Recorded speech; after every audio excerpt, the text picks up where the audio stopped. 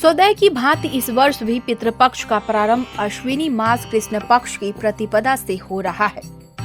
पितृपक्ष के प्रारंभ से पूर्व का दिन भी बहुत ही खास माना जा रहा है। दरअसल इस बार पितृपक्ष से ठीक पहले भाद्रपद पूर्णिमा की रात को चंद्र ग्रहण का संयोग बन रहा है। ज्योतिषियों के अनुसार चंद्र ग्रहण का मोक्ष और सूतक का अंत देर रात होगा, अतः इसका स्नान दान आदि पितृपक्ष की शुरुआत में ब्रह्म मुहूर्त के दौरान किया जाना है।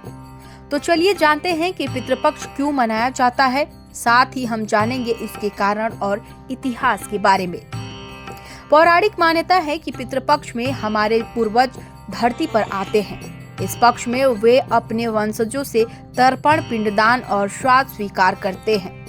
पितृपक्ष हमारे जीवन का वह अवसर है जब हम अपने पूर्वजों को नमन कर उनके प्रति श्रद्धा व्यक्त करते हैं। पौराणिक कथाओं से लेकर वर्तमान समाज तक इसका महत्व अटूट बना हुआ है। हिंदू धर्म में पितृपक्ष का बहुत अधिक महत्व होता है। पंचांग के अनुसार अश्विनी मास की प्रतिपदा से लेकर अमावस्या तक का समय पितृपक्ष या श्राद्ध पक्ष कहलाता है। इस पखवाड़े का धार्मिक और सांस्कृतिक महत्व अत्यंत गहरा है।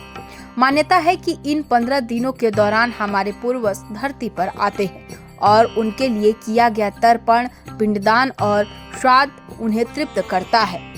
बदले में वे अपने वंशजों को आशीर्वाद देते हैं। फल स्वरूप परिवार में सुख समृद्धि बनी रहती है। कुछ लोग इस पखवाड़े को अशुभ बताते हैं, इस तर्क के साथ कि इन दिनों कोई शुभ कार्य करना ही नहीं चाहिए अथवा शुभ कार्य नहीं किया जाता है। यहाँ एक बात जानने योग्य है, वह यह कि किसी भी ग्रंथ में यह नहीं लिखा है कि कनागतों में शुभ कार्य वर्जित है या फिर यह पक्ष अशुभकारी है, बल्कि वर्तमान पीढ़ी से अपेक्षा यह की गई कि कम से कम इन 15 दिनों तक तो हम अपने पितरों के प्रति समर्पित बने रहें। यही वह विचार है जो स्थापित करता है कि काम धंधे और अन्य लाभ हानि के प्रसंग तो साल भर चलते ही रहेंगे, लेकिन पितरों के हिस्से में तो साल के केवल 15 दिन ही आते हैं। अतः इन दिनों उनके प्रति समर्पित रहे। यही वजह है कि अन्य कार्यों की अपेक्षा आस्थावान लोग श्राद्ध पक्ष में पितरों के पिंडदान, तर्पण दान, पुण्य आदि कार्यों में संलग्न रहना ही उपयुक्त समझते हैं।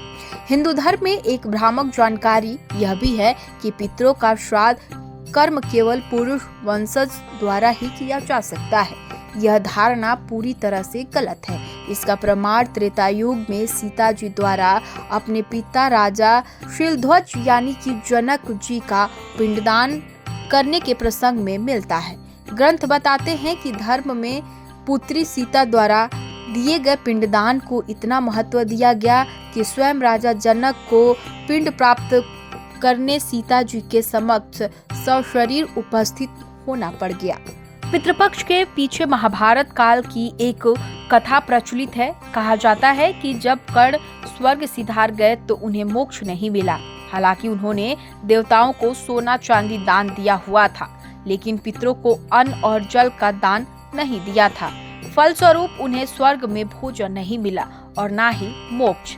तब कर्ण की आत्मा ने यमराज से प्रार्थना की। यमराज ने उन्हें 15 दिन के लिए पृथ्वी पर लौटने का अवसर दिया ताकि वे अपने पितरों का श्राद्ध कर सके।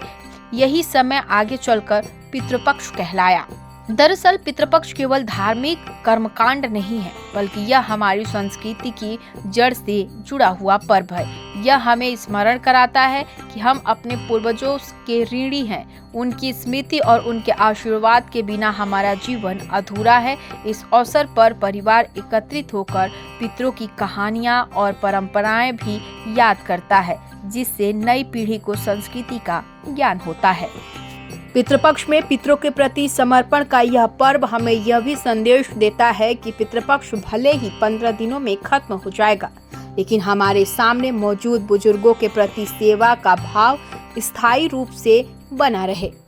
फलस्वरूप हमें इस लोक से भी और उस लोक में भी बुजुर्गों का आशीर्वाद मिलता रहेगा। यही है पितरों के प्रति सच्ची श्रद्धा।